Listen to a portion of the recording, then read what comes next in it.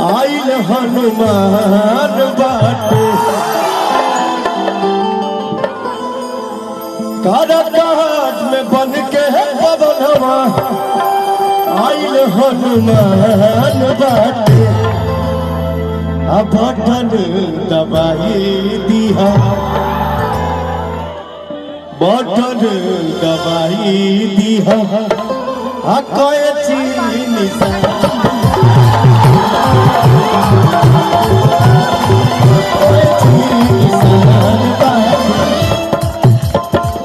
कहने वाला गलत थोड़े कहले बा।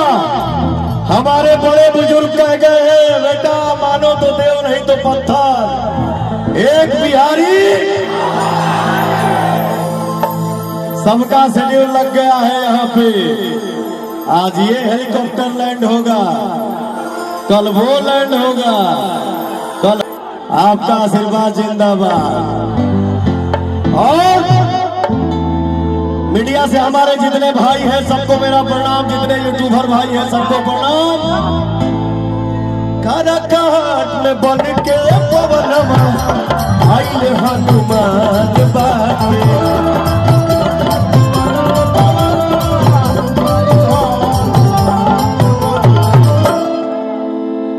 हमारे बिहार के जो श्रोता होते हैं, जो भोजपुरी भाषा को समझते हैं, सुनते हैं, बोलते हैं, वो लयदार भी होते हैं, वो लयदार भी होते हैं। काराकाट में बन के पवनवा आइल हनुमान बाटे हमारे पीछे आप गाएंगे। काराकाट में बन के पवनवा आइल हनुमान बाटे।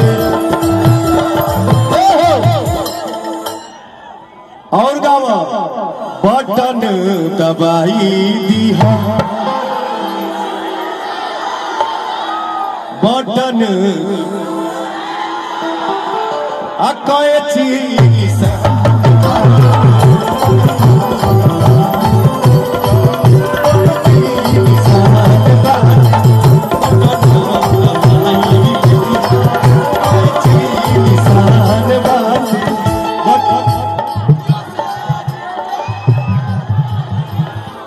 हमार भैया हो, हमार चाचा हो,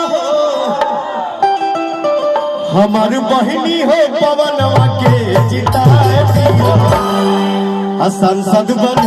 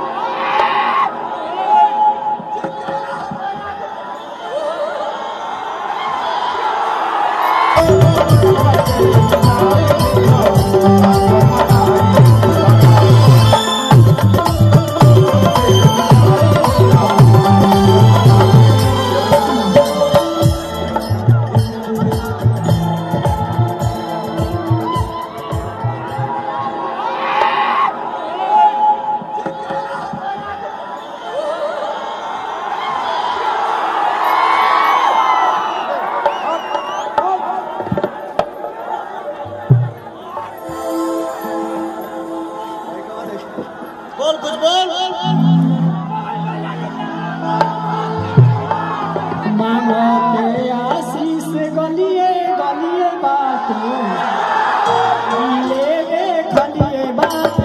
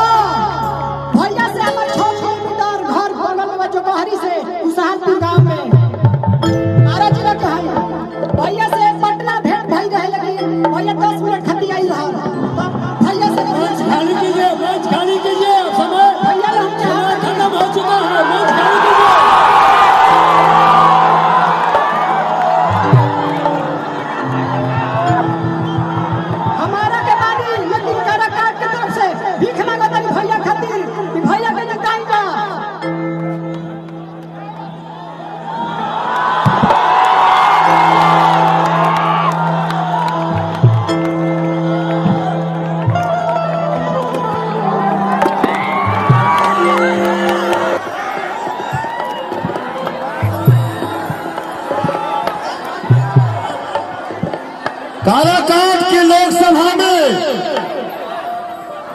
हर भाइयों को पवन का फर्ज बनता है, पवन का धर्म बनता है, यही हमारी पूजा है। और आप सबका ताली पवन सिंह के जिंदाबाद। एक बार अपने दिल से आप बोल दीजिए भैया, चारों तरफ से हो भैया।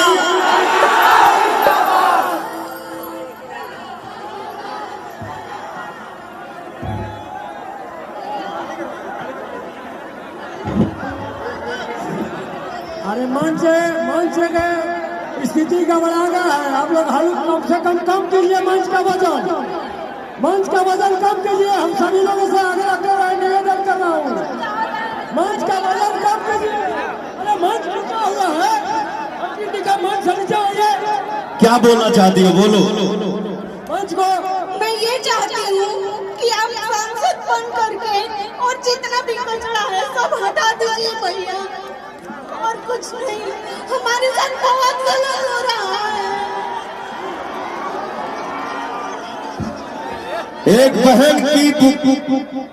बहन का पुकार नहीं बोलूंगा, एक बहन का आदेश मिला है। काराकाट में भैया सांसद बन के जितना कचरा है सबको साफ कर दीजिए। ये एक भाई का एक बहन से वादा है, अगर तुम्हारा सपना पूरा नहीं हुआ तो ये भाई तुम्हारा कभी जीवन में किसी को मुंह नहीं दिखाएगा।